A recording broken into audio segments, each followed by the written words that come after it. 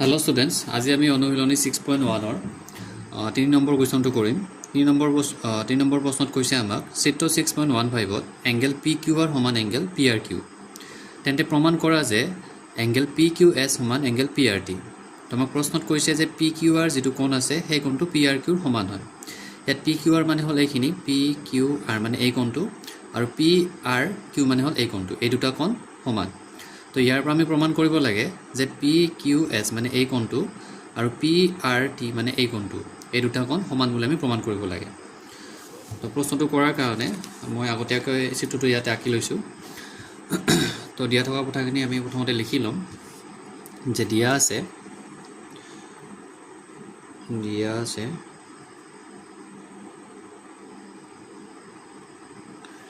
আছে angle PQR সমান angle PRQ। এইখিনি আমাক দিয়া আছে। এতিয়া প্ৰমাণ কৰিব লাগে যে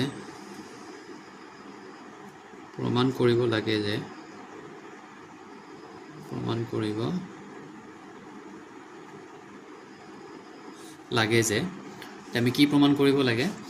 যে এংগল PQS সমান এংগল PRT বুলি আমি প্ৰমাণ কৰিব লাগে। তো এই প্ৰশ্নটো কৰাৰ কাৰণে আমি যেটো আমাৰ কি আছিলে ৰৈখিক জোৰীয়া কোণৰ যেটো কনসেপ্ট আছিলে সেইটো আমাৰ ইয়াতে ব্যৱহাৰ হ'ব।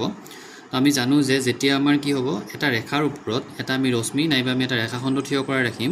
তেতিয়া সেই ৰশ্মি বা ৰেখাখণ্ডৰ কাৰণে গঠন হোৱা যি দুটা কোণ থাকিব সেই দুটা কোণৰ সমষ্টি 180 ডিগ্ৰী হ'ব, যাক ৰৈখিক জোৰীয়া কোণ বুলি কোৱা হয়। তো ইয়াত আমি এই কনসেপ্টটো ব্যৱহাৰ কৰিম। তো আমি প্ৰমাণটো কৰাৰ আগত ইয়াতে আমি চাম, চিত্ৰটোত একবাৰ চাই ল'ম যে ইয়াতে আমাৰ কি হৈ আছে, এই কোণটো আৰু এই কোণটো ৰৈখিক জোৰীয়া কোণ উৎপন্ন কৰিছে, কাৰণ ST ৰেখাৰ ওপৰত PQ এডাল আমাৰ ৰেখাখণ্ড আছে। গতিকে এই ৰেখাখণ্ডডালৰ ফলত এই দুটা কোণে আমাৰ ৰৈখিক জোৰীয়া কোণ উৎপন্ন কৰিছে। একেদৰে ST ৰেখাৰ ওপৰত আমাৰ PR এডাল ৰেখাখণ্ড আছে। তো এই PR ৰেখাখণ্ডৰ ফলত আমাৰ এই কোণটো আৰু এই কোণটোৱে 180 ডিগ্ৰী, মানে এই দুটা কোণৰ যোগফল আমাৰ 180 ডিগ্ৰীৰ সমান হ'ব। তো এইখিনিৰ পৰা আমি এইখিনি কথা ব্যৱহাৰ কৰি আমি অংকটো এটা কৰিম। আমি লিখিম প্ৰমাণত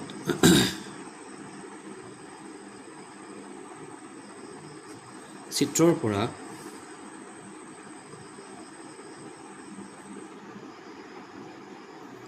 পৰা আমাৰ কি হয় যে PQR আৰু PQS দুইটা কোণৰ যোগফলে আমাক কিমান দিব, 180 ডিগ্ৰী দিব, কাৰণ দুইটা আমাৰ ৰৈখিক জোৰীয়া কোণ হয়। আমি লিখিম PQR যোগ PQS সমান 180 ডিগ্ৰী। ইয়াক আমি সমীকৰণ 1 বুলি ক'লোঁ। একেদৰে আমাৰ কি হয় PRQ angle PRQ plus angle PRT, এই দুটা কোণৰ যোগফল আমাৰ 180 ডিগ্ৰী হ'ব। কাৰণটো হ'ল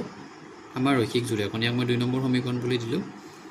এতিয়া দুইটাৰ কাৰণ একেটাই, গতিকে মই দ্বিতীয় ব্ৰেকেট দি কাৰণটো উল্লেখ কৰিম ইয়াতে। তো কাৰণটো হ'ল ৰৈখিক জোৰীয়া কোণ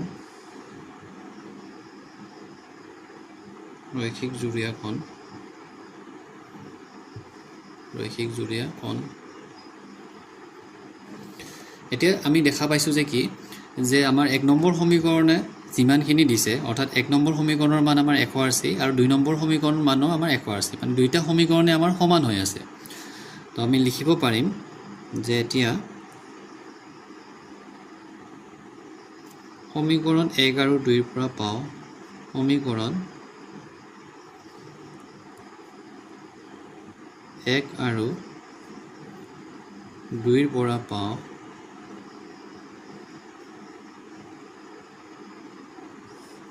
যে দুইটা সমীকৰণে আমাৰ সমান হ'ব। গতিকে সমীকৰণ 1ৰ বাওঁফালে থকা কথাখিনি আমি লিখিম। বাওঁফালে আছে এংগল PQR যোগ এংগল PQS। তো এইখিনি কাৰ সমান হ'ব, 2 নম্বৰ সমীকৰণৰ বাওঁফালে থকা বস্তুখিনিৰ সৈতে সমান হ'ব। তো ইয়াতে 2 নম্বৰ সমীকৰণ কি আছে, PRQ যোগ এংগল PRT। ঠিক আছে। এতিয়া আমি এংগল PQRৰ মান আমি কি পাইছিলোঁ, এংগল PRQৰ সমান বুলি আমি পাইছিলোঁ, কাৰণ এইটো আমাক দিয়া আছিলে।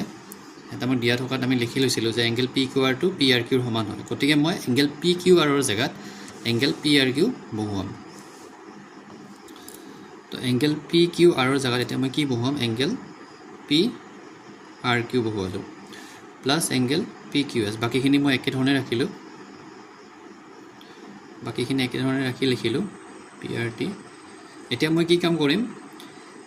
এই যিটো আমাৰ পি কিউ এছ আছে পি কিউ এছ নহয় যিটো আমাৰ পি আৰ কিউ আছে আৰু এই পি আৰ কিউ দুইটা আমাৰ একে হয় গতিকে এই দুইটাক মই কেঞ্চেল কৰিবলৈ চেষ্টা কৰিম গতিকে কেঞ্চেল কৰাৰ কাৰণে এংগেল পি আৰ কিউক মই সমান চিনৰ বাওঁফালে লৈ আহিম তো পি আৰ কিউ যোগ এংগেল পি কিউ এছ তো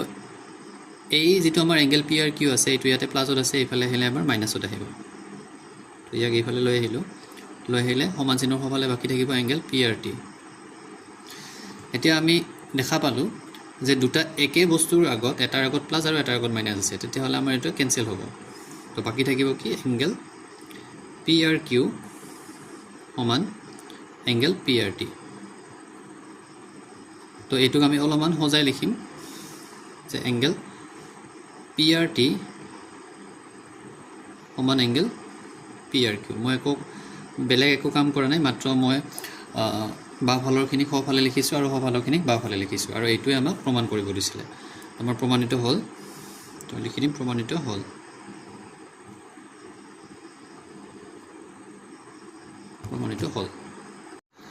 এতিয়া আমি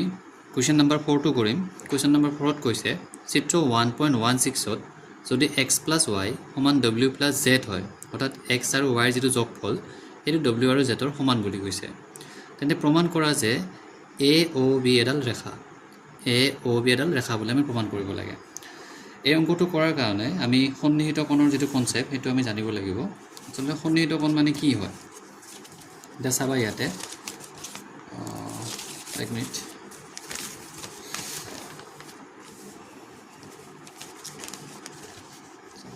এতিয়া সন্নিহিত কোণ মানে আমাৰ কি হয় যেতিয়া দুটা কোণ আমাৰ একলগত থাকে অৰ্থাৎ সন্নিহিত কোণ হ'বৰ কাৰণে আমাৰ তিনিটা চৰ্ত মানিব লাগে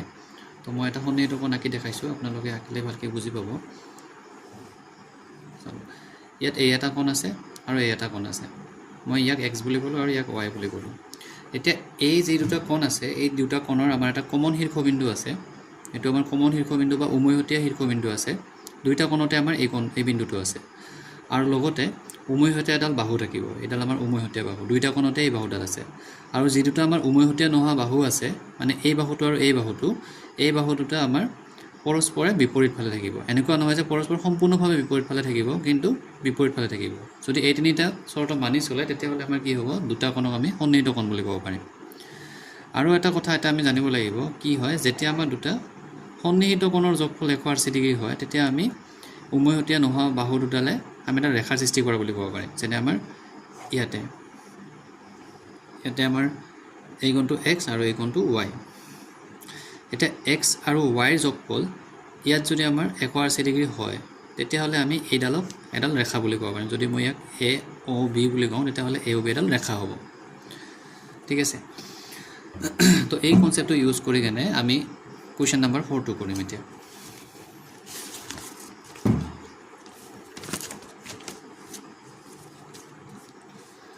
তো কুৱেশ্যনটো কৰাৰ কাৰণে মই আগতীয়াকৈ ইয়াতে চিত্ৰটো আঁকি লৈছোঁ তো প্ৰথম আমি দিয়া থকা কথাখিনি লিখি ল'ম দিয়া আছে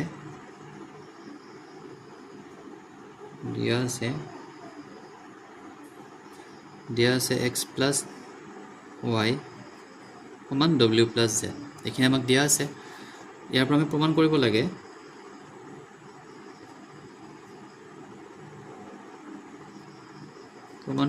লাগে যে এ অ' বি এডাল ৰেখা বুলি আমি প্ৰমাণ কৰিব লাগে তো আমি প্ৰমাণটো আৰম্ভ কৰিম এতিয়া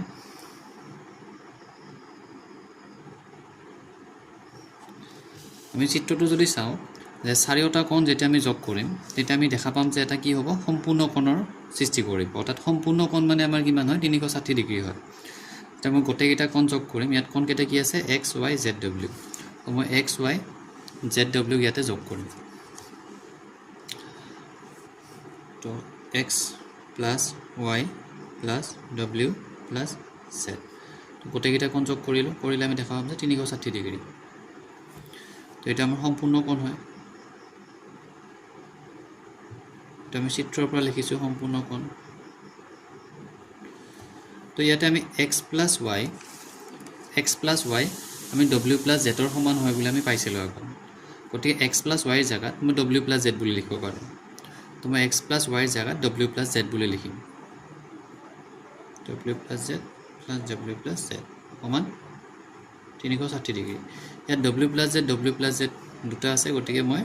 2 ইনটু w প্লাছ z বুলি লিখিব পাৰিম ঠিক আছে এতিয়া আমাৰ কি হ'ব যে এইটোটো ইয়াতে পূৰণ হৈ আছে এইফালে গ'লে আমাৰ সমান চিহ্ন হ'বলৈ গ'লে পূৰণ হৈ যাব তো w প্লাছ z ৰ মান আমি কিমান পাম 360 ডিগ্ৰী হৰণ 2 অৰ্থাৎ 180 ডিগ্ৰী আমি পালোঁ এতিয়া আমি কি পাইছিলোঁ যে যেতিয়া আমাৰ দুটা সন্নিহিত কোণৰ যোগফল 180 ডিগ্ৰী হয় তেতিয়া আমাৰ কি হয় যে উমৈহতীয়া নোহোৱা যি দুটা বাহু থাকিব সেই দুটা বাহু এটা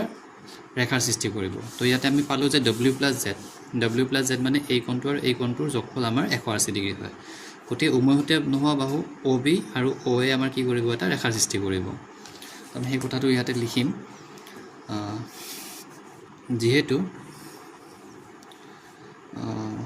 যিহেতু সন্নিহিত কোণ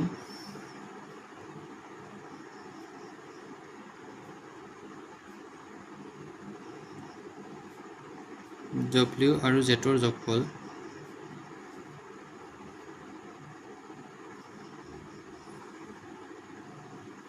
W আৰু Z ৰ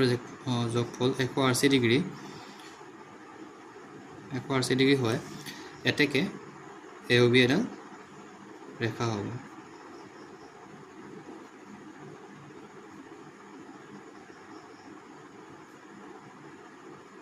তো এইটোৱে আছিল আমাৰ প্ৰশ্নটো